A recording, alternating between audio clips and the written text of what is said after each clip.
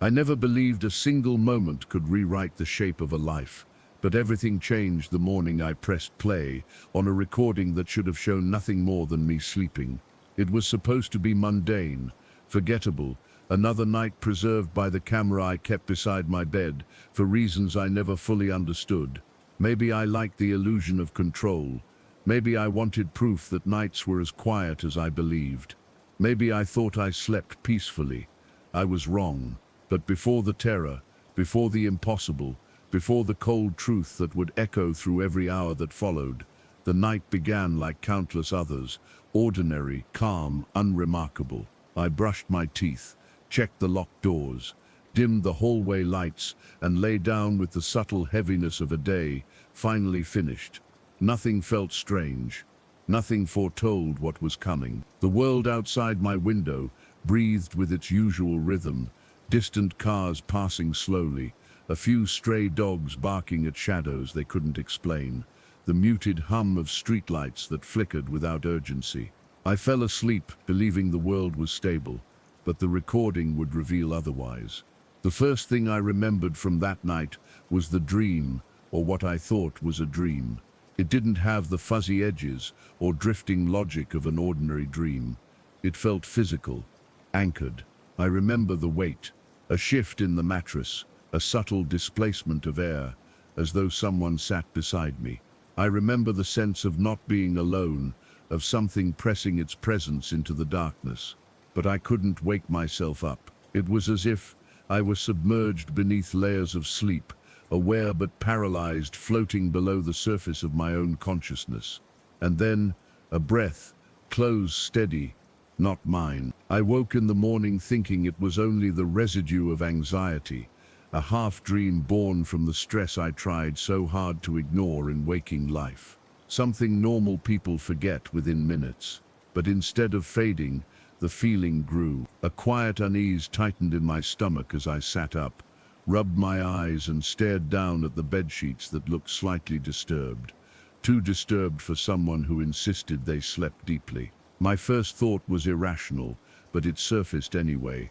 Someone was here. And then the second thought, check the camera. I hesitated, knowing that once I looked, whatever answer I found would be permanent. But the unease gnawed at me, so I reached for the small device on my nightstand, blinking in the morning light, the LEDs still pulsing a steady white, recording saved, ready to be viewed. I pressed play. At first everything was normal. The video showed me lying on my side, breathing slowly, body still. The blankets barely shifted except for the subtle rise of each inhalation. The room was wrapped in the pale blue darkness of the night vision lens, shadows bending gently around familiar shapes. The recording was boring, exactly what a recording of someone sleeping should be. Until it wasn't. Somewhere near the 30-minute mark, the air in the room seemed to thicken on screen. A slight distortion wavered in the corner, almost like heat above a flame. Just a small quiver at first, so faint it could have been a glitch. I leaned closer. The distortion grew, blooming outward into something more defined, something with weight. And then the indentation appeared. A dip formed on the mattress behind me, slow, deliberate, as though an unseen body was lowering itself onto the bed. My breath caught. I felt it in my chest, even before I saw it on screen. The exact moment the mattress bent inward, sinking under the pressure of something I couldn't see. But the camera saw it well enough. The sheets tightened around the invisible shape. A ripple moved across the blanket, subtle but unmistakable. The indentation deepened, curving into the perfect outline of a torso sitting beside me. Not animal-shaped, not an object rolling into place. Human! My heartbeat echoed in my ears as the recording continued. The figure, still unseen, still impossibly present, leaned closer.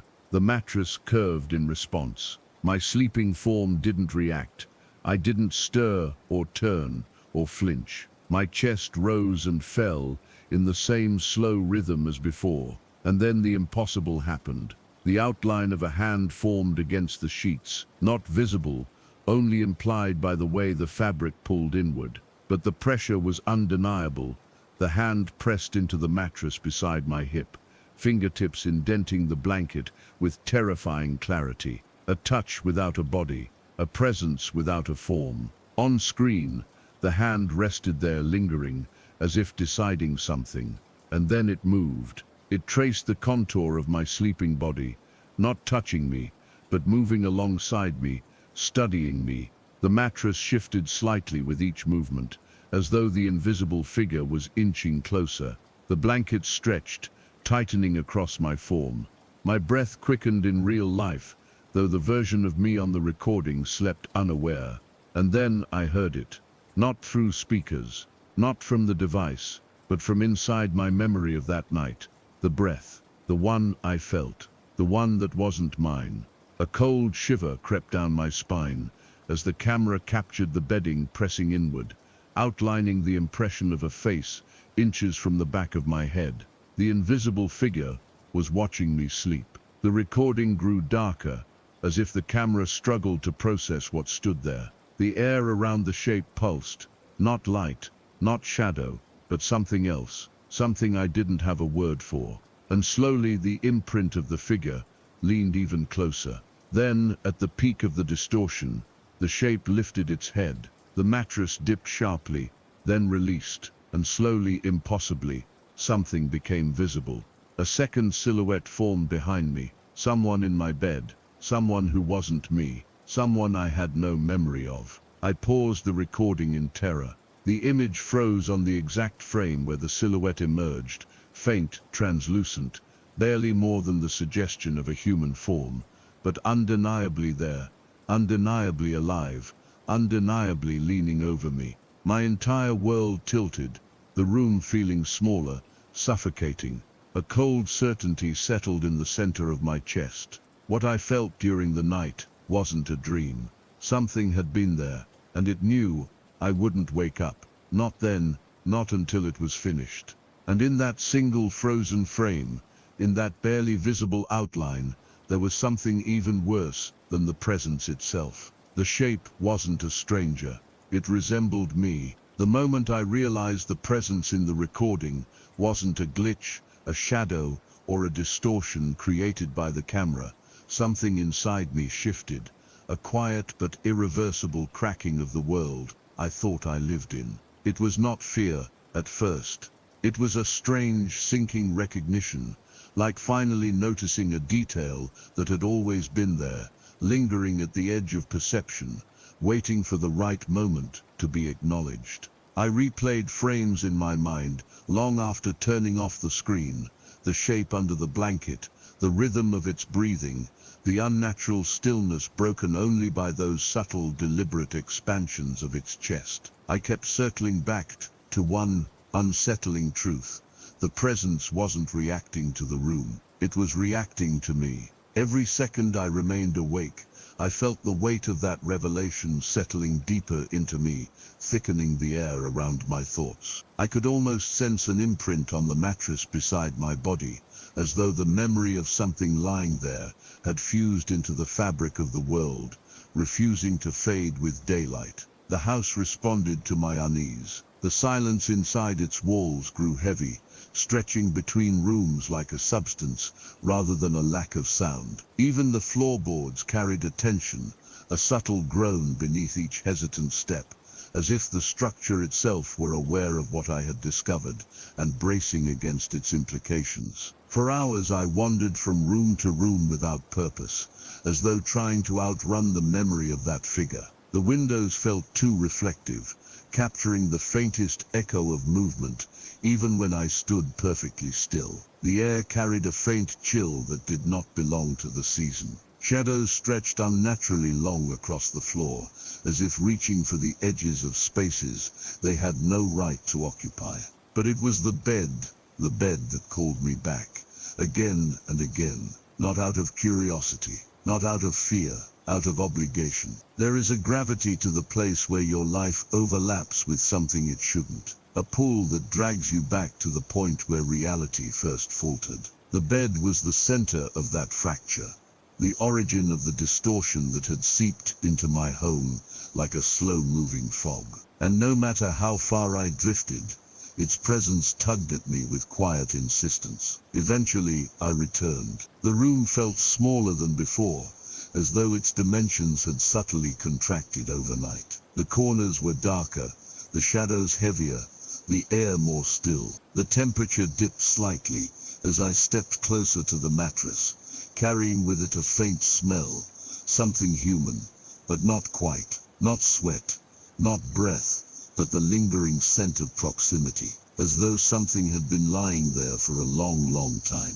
The indentation remained, barely visible but unmistakable, a subtle dip in the mattress beside where I slept. I pressed a hand into the area, expecting the cushion to rise back, to erase the proof, but it didn't fully rebound. The memory of that weight was embedded in the fabric, faint but undeniable, like the remnant of a presence reluctant to leave. A slow, creeping realization tightened around my thoughts. If I could see the indentation now, it meant the figure hadn't been just a moment in the recording. It had been there long enough to shape the mattress, long enough to leave a trace, long enough to belong. The thought wrapped around my mind like cold vines. I forced myself to sit at the edge of the bed.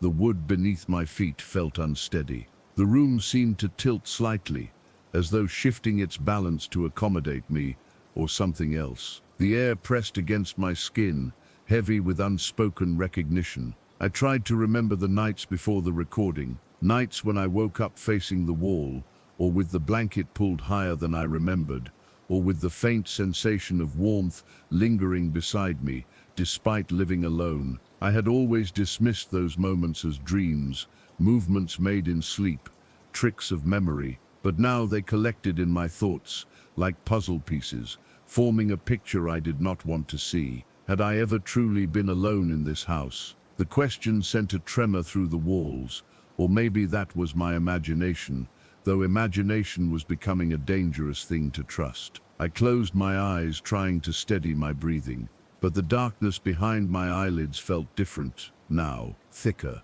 more crowded. There was a sensation, subtle but unmistakable, of being observed, not watched from across the room, observed from much closer, as though something beside me waited patiently for acknowledgement. My eyes opened instantly, and the room felt colder than before. Not a breeze, not a temperature drop, a coldness that felt like awareness brushing against the edges of my mind. The indentation on the mattress seemed deeper now, more pronounced, almost pulsing with the suggestion of presence. A quiet dread seeped into my bones, not sharp or sudden, but slow and sinking, like ink spreading through water. There was something else, something I had not noticed in the video, because I had been too focused on the shape in bed with me.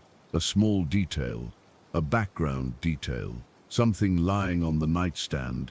I hadn't looked closely then, I hadn't questioned it, but now the memory returned with unnatural clarity.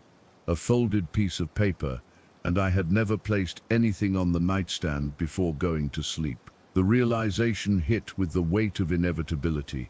Whatever had been lying beside me, whatever had made the mattress curve beneath its weight, whatever had synchronized its breathing with mine, it had left me something. I had been so consumed by the recording that I had not thought to check the room afterward. Now the nightstand held a quiet threat, wrapped in the shape of a harmless object. A note, possibly written by a hand that shouldn't exist, possibly addressed to me, possibly waiting for me to finally notice it. As I turned toward it, the air in the room shifted again, subtle, deliberate, like an exhale against the back of my neck. The indentation on the mattress deepened by a fraction of an inch, not because of memory, because something unseen was settling into it. And the note on the nightstand trembled ever so slightly, as if touched by a presence I could not see but could feel in every part of my being. I reached towards it with a hand that didn't feel like mine. The room held its breath, and the moment my fingers brushed the paper, the world around me changed. The moment I crossed the threshold of the hallway, the air shifted again, not suddenly, not violently, but with a slow, deliberate movement, as though something large and unseen had drifted past me. It was the kind of atmospheric disturbance you feel in cathedrals, in ancient ruins, in places where the air holds memory. But this time, the memory wasn't ancient. It was mine. The house no longer resembled the familiar structure I had lived in. The walls inhaled and exhaled with a subtle pulse, like the breath of a sleeping organism. The wallpaper shimmered with faint movements that mimicked the passing of shadows, but there were no lights around to cast them. The environment was rearranging itself in real time, each corner folding into a geometry that both belonged to the house and disobeyed its architectural truth. Ahead of me, the corridor kept extending, stretching past what should have been the end of the floor plan. Every few steps I glanced back to confirm that the entrance behind me remained intact, but each time I looked, the doorway seemed further away, shrinking into a distant rectangle of dim light. The world was elongating its shape around me. At first I thought the house was responding to the presence of the intruder, the version of me captured sleeping in my own bed on the recording. But the longer I walked, the clearer it became. The house wasn't reacting to him. It was reacting to me. Every step I took caused the floorboards to shift, not with creaks, but with subtle tonal frequencies, soft vibrations under my feet that resonated through my bones. The vibrations matched my heartbeat at first, then slowly deviated from it, forming a rhythm that was uncomfortably familiar. It was the rhythm of my breathing while asleep. I had heard it before, in the recording. Somewhere behind the walls, the same pattern rippled through the structure, a synchronized memory looping on repeat. My sense of direction softened, dissolving into a haze of instinct rather than logic. The hallway curved slightly left, then right, then left again, as if guiding me toward a place the house wanted me to see. And then I found it. The door. It should not have been there. It was not part of the original design of the house, not part of any architectural layout, not even a hidden service panel or forgotten attic hatch. It was a plain wooden door, unremarkable in appearance, but the moment my eyes landed on it, my body froze with the unmistakable weight of recognition. Not visual recognition, internal recognition. As though some part of me, older, deeper, hidden, knew what lay behind it. The door was wrong in one specific way. It didn't lean against the wall like a normal door. The wall leaned on it. The surrounding structure bowed inward, pressing gently against the door frame, as though gravity itself depended on the door remaining closed. But something wanted it open. The air around it oscillated in soft waves, bending the fabric of the hallway. My breath condensed into small clouds, even though the temperature had not dropped. Time thickened, or maybe stretched. It was difficult to tell. I felt each second expand around me, a slow dilation that made my pulse sound like footsteps echoing inside my skull. The house knew I was here. The house knew I had seen the recording. The house knew that what slept in my bed was not me. That realization crept through my ribs like frost. I wasn't dealing with an intruder. I wasn't dealing with a double. I wasn't dealing with a glitch or hallucination. I was dealing with a replacement. A version of myself so perfectly constructed that the world had begun reshaping itself around him, pulling me into a lesser place. I was becoming the shadow, the redundancy, the one the environment was trying to eject. My fingers hovered over the doorknob, pausing as a peculiar sensation traveled from the tip of my index finger down my arm, static, but not electric. More like the faint buzz of recognition, like the warmth of touching an object you used to own long before you forgot it existed. I gripped the knob, and the house inhaled. Walls tightened, the floor vibrated, the ceiling lowered by a fraction of an inch, almost imperceptibly. The air pressed against my skin, encouraging movement, urging me to turn the knob, open the door, cross the threshold. So I did. The door opened with no sound at all, no creak, no hinge friction, no shift of weight. It simply parted, like a curtain being drawn away from a window, and behind it, I found a room I had never seen, a room that shouldn't have existed, a room that felt older than the rest of the house, older than me, older than the version of me that had taken my place. The light inside wasn't coming from bulbs or lamps. Instead, the walls themselves emitted a faint glow as though absorbing and recycling the ambient essence of the space.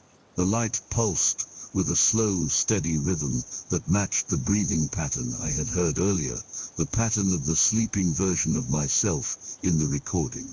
The room held a single object, a bed. Not the bed in my bedroom, not the bed in my memory, but a bed that looked exactly like the one in the footage. Sheets slightly wrinkled, pillow dented in the shape of a head, blanket pulled up unevenly over a body laying perfectly still, a body breathing softly, a body shaped exactly like mine. I drew closer, each exactly like mine. I drew closer, each step sinking into a carpet I didn't remember ever buying, each breath growing colder as the air thickened with anticipation. The figure on the bed didn't move, except for the steady rise and fall of its chest. Its presence filled the room with a sense of inevitability, a destiny that had been ordered, a destiny that had been written long before I walked through the door. The house wasn't hiding this version of you. It was presenting you. The closer I got, the stronger the sensation became that I was nearing the edge of something profound, unparalleled. A boundary between realities, identities, existence. The walls pulsed faster. The breathing rhythm intensified. And then the sleeping version of myself and then the sleeping version of myself in hate. Not a normal inhale, a deliberate one, a controlled one, a knowing one, a controlled one, a knowing one. A breath that ripped through the room like a silent explosion. And the moment that breath reached me, I felt something seize inside my chest. A pull, a tether, a recognition, not just of him, but of myself. A version of myself that was once real. A version of myself that wasn't real, and yet absolutely belonged. The realization settled over me slowly, like a cold fog filling a sealed room. The figure in the footage wasn't an intruder, not in the way I had first feared. It wasn't a stranger who had slipped into my life. It was something far more disorienting, something that behaved with the entitlement of someone who believed the space was theirs. Someone who inhabited the bed not as a trespasser, but as a rightful presence. And that simple shift in meaning was what unraveled whatever sense of stability I had left. The figure did not resemble a malformed imitation or a broken shadow. Its proportions were correct, its movements fully coordinated, its positioning deliberate. It slid under the blankets with the quiet familiarity of routine, not stealth, not caution. And as I watched, I felt a growing awareness that this was not the first time, not the first night, perhaps not even the first recording. The body in the footage lay still. At first, the blankets rising and falling with a slow, controlled breathing pattern, almost rehearsed. It had a rhythm without variation, without the small unconscious twitches real sleep inevitably created. A manufactured imitation of rest, a performance meant to blend in if observed casually. But the longer I watched, the clearer it became. This thing was not sleeping, it was waiting. Minutes in the recording passed with that uninterrupted, artificial stillness, the kind of stillness that did not belong to a living body. Every second I watched felt heavier, more oppressive, as though the footage itself were aware of being observed and tightened its grip on my attention. And then, at the 23-minute mark, the stillness broke. Not a shift, not a stretch, just an opening of eyes. Slow, controlled, too smooth. And the worst part wasn't the movement, it was the direction. The figure opened its eyes and stared directly at the camera, not at the angle where a person might coincidentally look, directly at the lens with unbroken precision, as if the camera were not an object in the room, but a point of recognition, a point of contact. I leaned back from the screen, instinctively, as though putting physical distance between myself and the recording would soften the effect. But the feeling didn't fade. The awareness in that gaze felt reciprocal, shared, observational in both directions. And in that moment, I was struck by the certainty that whatever lay in my bed at night knew I would eventually find this recording. It had been anticipating this exact moment. The figure did not blink, did not breathe with the slightest inconsistency. It simply stared, long enough that the recording's timestamp confirmed it wasn't an illusion of anxiety. Minute after minute, unmoving, locked in that unnatural awareness, I felt something stir deep in my mind, a memory or instinct that had no words, only sensation, a sense of being studied, catalogued, compared. Then the figure sat up. The motion was as fluid as water, as though gravity did not apply in the normal way. No hesitation, no grogginess, no human lag between consciousness and motion. It moved in a controlled arc, lifting itself into a seated position, hands placed carefully on either side of the bed. And when it raised its head, it looked not at the camera this time, but at the exact spot where I would normally stand when reviewing footage on the monitor, the exact place I was standing now. A slow chill spread through my back, blooming outward in sharp, cold lines. The figure was not interacting with the camera. It was interacting with me, acknowledging my presence across time, aware that I would be here, in this moment, watching this exact frame. And then it tilted its head, not out of curiosity, but in recognition. The gesture was precise, minimal, almost ceremonial, a motion that felt like the completion of a step in a process I did not understand. And then the room in the footage changed. The shadows deepened around the bed, stretching across the sheets like ink bleeding through fabric. Not a glitch, not a compression artifact. The shadows grew with shape and intention, swirling subtly toward the figure as though responding to its presence, as though something in the room acknowledged it the same way it acknowledged me. For the first time, I noticed something I had overlooked. The blanket on its side of the bed never shifted, not from breathing, not from weight, not from anything. The imprint of a body was missing. There was no indentation where a person should have been. The figure occupied the space without affecting the physical world in any measurable way. It lay atop the bed, not in it.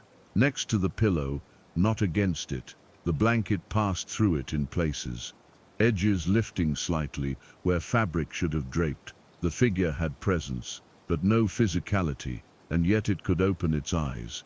It could sit up. It could stare back at me. The contradiction gnawed at the boundaries of my understanding. My breathing quickened. The air around me felt thinner, and as I watched the shadows coil tighter around the figure, I felt the same sensation I had felt earlier in the hallway, the faint tug of some invisible thread, pulling at my senses, warping the edges of the moment. The figure stood. Again, the movement was too smooth, as though the world were adjusting its physics around it, rather than the other way around. Its feet touched the floor with no visible weight, no tilt of balance, no reaction from the environment. It simply existed, like a projection or a memory that refused to stay in place. It began walking toward the edge of the frame where the camera could no longer follow, but before it vanished, it paused, half in shadow, half in light, and turned one last time toward the lens. The angles of its face shifted with the lighting, distorting subtly, suggesting features both familiar and wrong. It raised a hand slightly, not to wave, but as though acknowledging a completion, a signal, a confirmation, and then it stepped out of sight. The room in the footage seemed to relax instantly. The shadows receded, color restored itself faintly, and the normal grain of the recording stabilized. But the sense of wrongness lingered, heavier now, spreading through the deeper parts of my mind like oil sinking into porous stone. I rewound the footage instinctively, searching for clarity, for anything that could ground the experience in logic. But every replay made the truth more undeniable. Something had entered my room, lain in my bed with practiced familiarity, watched me through the camera, and moved with personalized precision. Something that knew me, something that resembled me, in ways I would rather not recognize. Something that left no trace, because it was never meant to. And the worst revelation of all struck with quiet certainty. It wasn't the first night it had visited, it was simply the first night it wanted me to know. The hours after the discovery blurred into something that resembled consciousness, only in shape, not in clarity. I moved through the house like a misplaced thought, drifting from room to room, touching objects I no longer recognized as securely belonging to me. Every surface felt tainted with the possibility that another version of myself, or some distortion wearing my body like a borrowed coat, had already touched it before me. The bed felt worst of all. Its silent accusation clung to the air. I could not bring myself to enter the room at first. The threshold felt like a border I was not prepared to cross, a boundary between my own memory and something that existed undetected for longer than I dared to consider. Eventually, the sun began pressuring the horizon, and I stepped into the room on legs that did not feel like mine. The sheets were still slightly disturbed from earlier, an indentation too deep to be caused by sleep, too defined to be accidental, as though someone had lain there recently, as though someone had waited for me to return. The quiet of the room pressed into me sharply, and I realized it was not empty. It was listening. I moved to the camera again, hands trembling without permission. I reviewed every second of footage one more time, hoping repetition would offer some revelation. It didn't. The figure beneath the sheet didn't move, didn't shift, didn't breathe in any way I could identify. It simply existed, occupying a place that belonged to me. A thought arrived uninvited. What if it wasn't an intruder? What if it wasn't an intruder? What if it wasn't wearing my shape as a disguise? What if it was me, another version from a time not parallel but adjacent, slipping through the thin places of existence, the way a dream slips into waking thought? It felt absurd. It felt impossible. It also felt true. The mind is not built to accept mirrors that reflect futures, or pasts, or alternate iterations of identity. But the world sometimes disregards what the mind is built for. As night approached, exhaustion knotted my bones. I could no longer hide behind distraction. There was one last thing I needed to do, though every instinct in me recoiled from the idea. I had to sleep in that bed again, and record myself one more time. Not to confront the thing directly, whatever it was, but to understand its rules. No phenomenon behaves without pattern, not even the impossible. If it returned, I would know, and if it didn't, I would know something even more unsettling. The hours grew quiet and long. I lay in the bed with the weight of a truth I hadn't fully confronted pressing against my ribs. The room felt colder, as if it sensed the event that night would not be optional. I left the camera running, its small light like a distant star, weak but persistent. Sleep came slowly, reluctantly, and I drifted star, weak but persistent. Sleep came slowly, reluctantly, and I drifted into it, like sinking underwater. When consciousness finally broke again, my eyes opened to the grey-blue haze of early morning. The room felt off. The air felt heavier. My body felt shifted, not injured, not restrained, not injured, not restrained, rearranged. A faint scent of cold skin lingered. A sterile chemical lingered.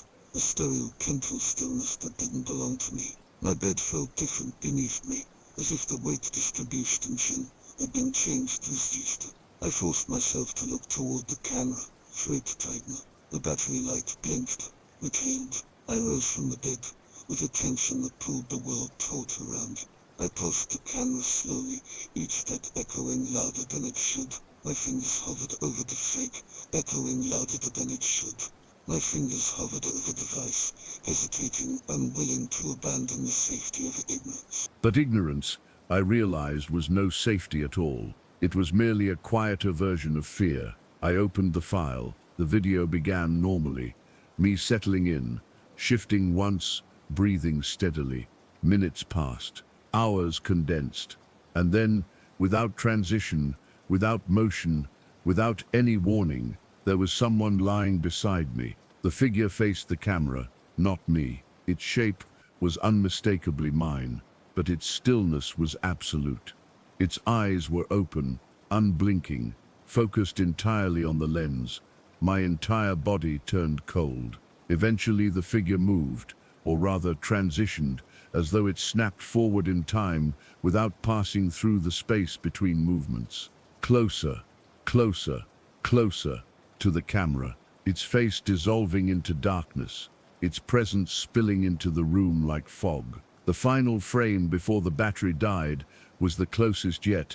It was my face expressionless, eyes too open, like a body waiting for a command that never came. Then the screen went black.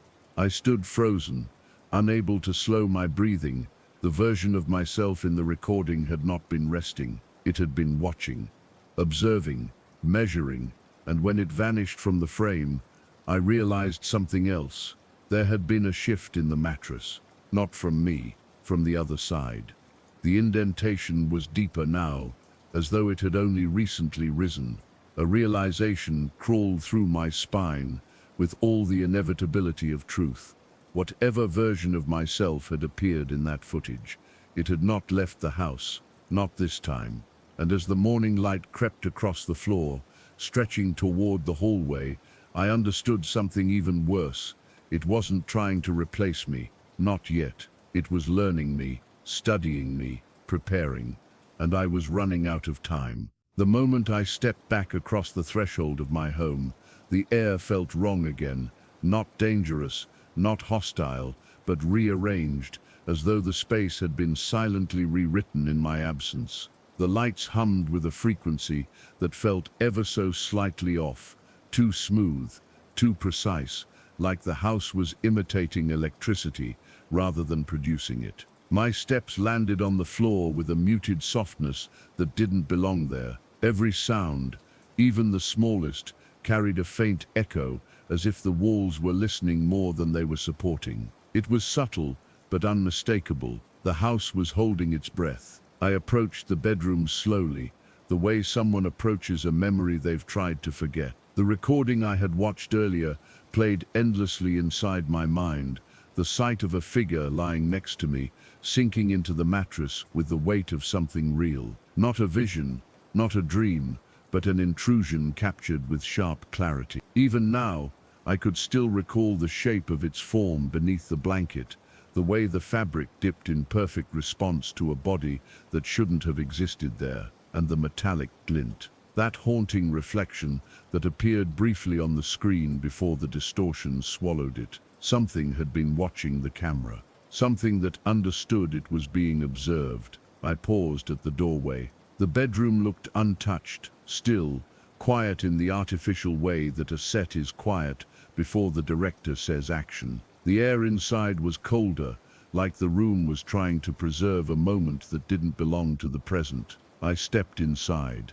The mattress looked the same as always, yet I felt an immediate pressure in the room, as if memory itself had mass. The more I stared at the bed, the heavier my lungs felt, as though I was standing inside the echo of someone else's sleep, or someone else's presence. The indentation from the recording wasn't visible now, of course it wouldn't be, but my eyes kept searching the fabric anyway, expecting some residual mark, some sign that reality had slipped here and wasn't done correcting itself.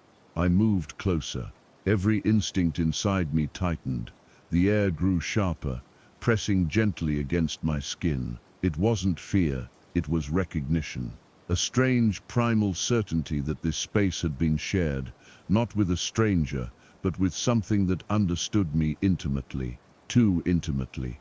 The sheets carried a faint scent that wasn't mine, not perfume, not sweat, not fabric softener, something metallic, faint, subtle, but present, a smell like cold steel, or distant rain hitting old machinery. I felt something shift inside my mind, a memory that wasn't mine trying to surface. A flicker of sensation, weight beside me, warmth against my back, breath synchronized with mine in the dark. Not a dream, not imagination, a residue. I sat on the edge of the bed, trying to steady my breathing. The mattress dipped slightly under my weight, and then it dipped again, not on my side, on the other. A gentle depression formed, as if someone or something, had just lain down right beside me. I didn't move.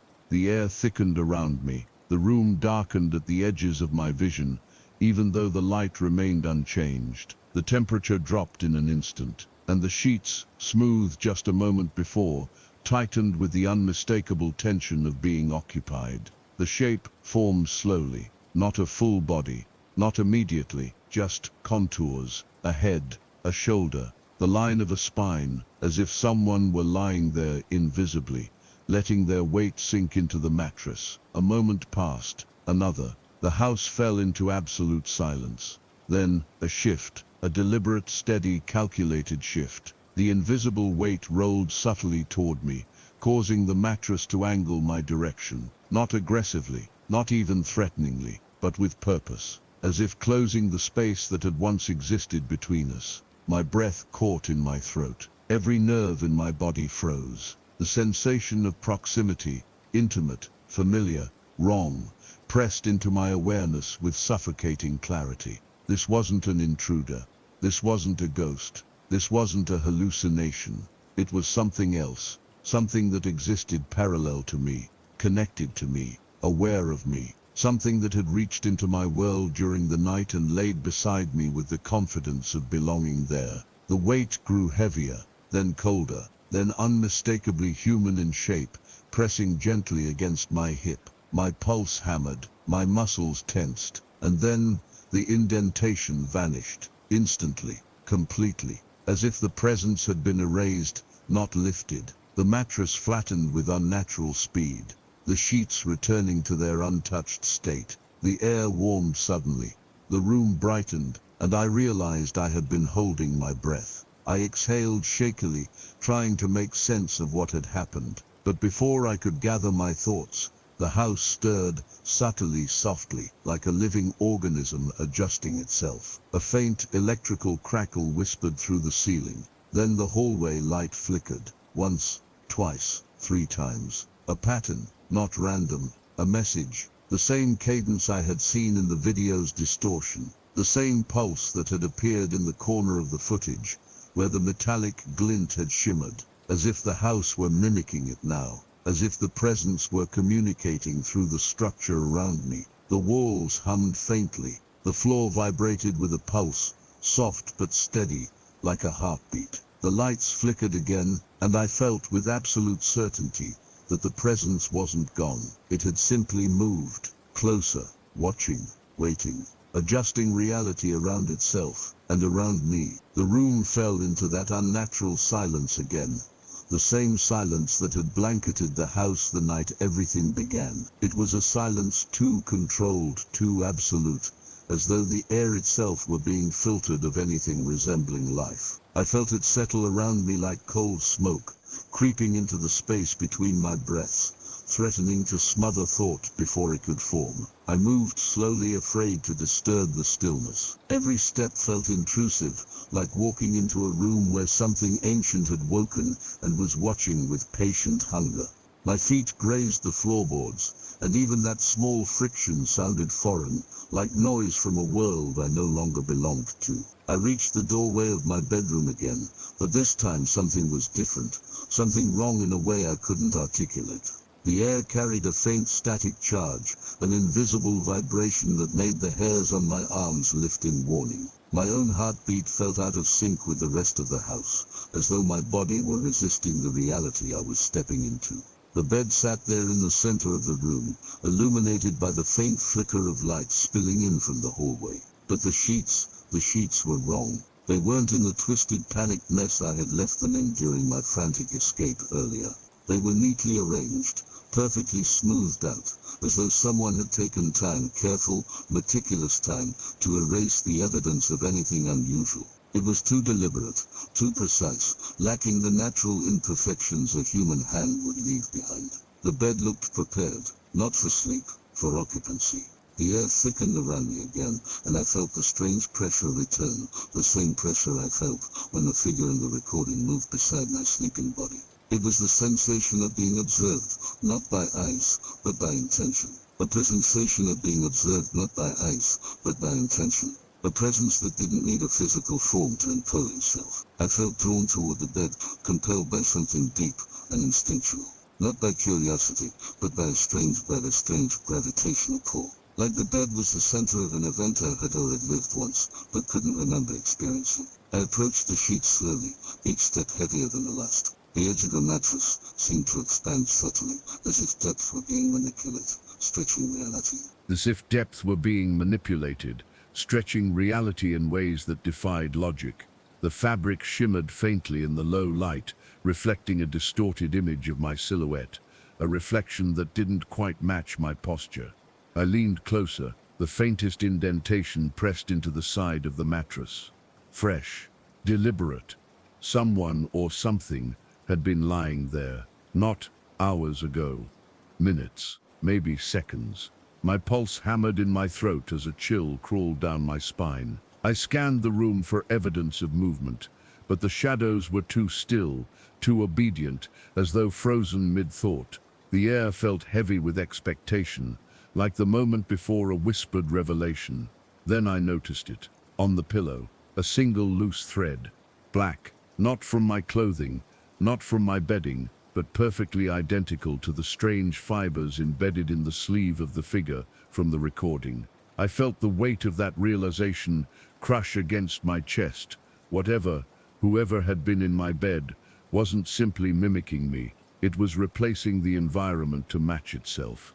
I lifted the thread with trembling fingers, feeling its texture, unnatural, synthetic yet soft, like woven shadow. It absorbed light rather than reflecting it. As I held it between my fingertips, a faint vibration pulsed through it, as if the fiber itself remembered a form it had once belonged to. And beneath the vibration, a faint warmth, recent, alive. The thread dropped from my hand as instinct screamed at me to step back, to retreat from whatever I had just touched. But my foot caught on something, a shift in the floorboard beneath me, a subtle realignment of weight, not my weight, something else. I froze, turning slowly, letting my eyes adjust to the darkness. In the corner of the room near the wardrobe, the shadows were wrong again, denser, layered like folds of night stacked on top of each other. They trembled faintly, as though breathing through a dimension not fully realigned with mine. The mass of darkness pulsed. Once, twice. A slow, deliberate rise and fall, mimicking respiration. My stomach twisted as the truth sharpened in my mind. The figure from the bed, the figure from the recording, the figure that had lain inches from me as I slept. It wasn't gone. It was here, watching, waiting, choosing its moment. The darkness shifted again, and I stepped backward instinctively, but the floor refused to respond naturally. The planks bent slightly, absorbing my weight, as though the house itself were becoming pliable, adapting, not to me, but to the presence in the corner. The shadows deepened, swirling inward like ink drawn into a gravitational center. I felt my senses tilt, as though my perception of the room were being reoriented by something beyond physical reality. My vision blurred at the edges, and a ringing grew in my ears, a frequency not meant for my world. Something inside the shadow mass moved, not toward me, but deeper within itself, as if burrowing into layers of overlapping realities. A faint ripple spread outward, distorting the air in front of it. The ripple carried a shape, thin, elongated, almost skeletal in outline. Not an arm, not a limb, but something that resembled the idea of one. It stretched outward and stopped a foot before reaching the light. The presence was testing the boundary, my boundary. The air hummed with pressure as the ripple retreated, folding back into the mass of shadow with careful precision. The darkness tightened around itself, almost disappointed. Something about the hesitation chilled me more than direct threat would have. It was studying me, analyzing, calculating. The shadows stilled completely, condensing into an unnatural stillness that left the room suffocatingly silent. My breath faltered as I took another step back, resisting the urge to blink. terrified that any break in focus might allow the presence to move again. Then, without warning, the shadows collapsed inward with a soft, whisper-like implosion. Gone, not dissipated, withdrawn, retreated into a place just out of reach. And the silence that followed was somehow worse, because now I knew with certainty the presence in my bed wasn't confined to the recording. It had crossed into my world, and it wasn't finished, not even close. The night settled over the land like a velvet shroud, heavy and suffocating, its silence weaving through the twisted branches that formed a jagged cathedral above the wandering path. The air carried a faint metallic taste, the scent of things long forgotten and buried, yet never fully dead. As the wind curled around the broken stones, it whispered warnings with the cold breath of ancient truths. The world felt as though it were holding itself still, suspended between inhale and exhale, waiting for something to emerge, something neither living nor lost. The presence that had followed since the first omen now pressed closer, a weight behind the spine, a tremor within the bones, as if the very earth recognized what approached and dared not shift. The remnants of old fires flickered awake in the mind, echoes of battles waged against the dusk of the soul, and in those wandering recollections lay the heavy truth. Every victory bore a shadow, and every shadow demanded its due.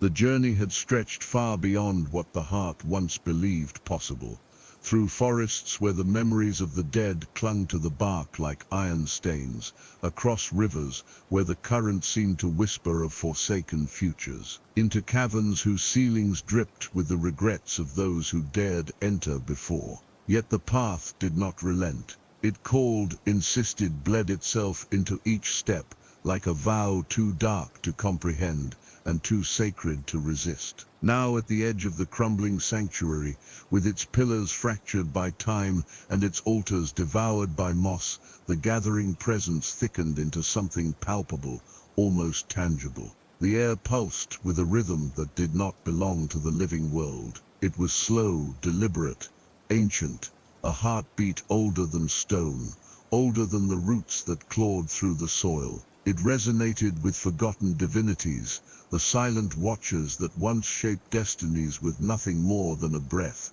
The sanctuary seemed to exhale, its broken arches bending inward like ribs around a hollow chest. The space felt expectant. A soft glow trembled on the periphery, faint as a dying ember yet resolute enough to carve out the edges of the unseen. It drew closer, threading itself into the darkness like a needle sewing shadows into shape. Each flicker illuminated fragments of the past, faces unremembered, roads untaken, choices buried beneath layers of consequence. The mind drifted, caught in that tug of the familiar and the forbidden, until the glow resolved into a form not fully corporeal, yet undeniably present. It hovered above the cracked mosaic floor, where faded depictions of celestial guardians lay shattered, their wings fractured by centuries of neglect. The presence radiated neither malice nor comfort. It was something stranger, an entity untouched by sentiment, forged from the raw substance of stories that had never been told. Its shape shimmered with the unstable luminescence of a star pulled too close to collapse. Threads of spectral gold danced through its form, swirling in patterns older than language. When it moved, the silence quivered. When it paused, the darkness seemed to lean closer. A sharp resonance rippled through the sanctuary, spreading through stone, through air, through thought. The world shifted ever so slightly, as if the ground itself had inhaled. The ancient entity turned its faceless gaze toward the path that led into the unknown depths of the world. Something stirred behind that direction, something waiting, watching, unresolved. The sanctuary felt suddenly small, a cocoon pressed tight around inevitability. The journey, it seemed, had only brushed the surface of a truth far vaster than the mind could comprehend. And now, in the presence of this new entity, the weight of destiny tightened like a grip around the heart, compelling forward movement. For the shadows that moved in the unseen, the ones that clung to the edges of perception, had begun to stir with renewed purpose. Something was awakening. The wind shifted, carrying with it a distant tremor, like the murmur of wings brushing against the veil between realms. The entity flickered, its luminous form pulsing with an internal rhythm that resonated through bone and memory. It drifted toward the path beyond the sanctuary, urging continuation not with words but with an unspoken command woven into the very fabric of the moment. The world braced itself, the silence deepened, the unseen watchers leaned closer, and the journey stepped forward once again into a darkness that no longer felt empty but alive, expectant, breathing, waiting to reveal the truth buried beneath 8,000 echoes of fate. If you felt the weight of this story in your soul, don't just scroll away. Subscribe now, turn on the notifications, and step into the next chapter of this world that refuses to let you go. Your journey doesn't end here. Your fate is already waiting a next video.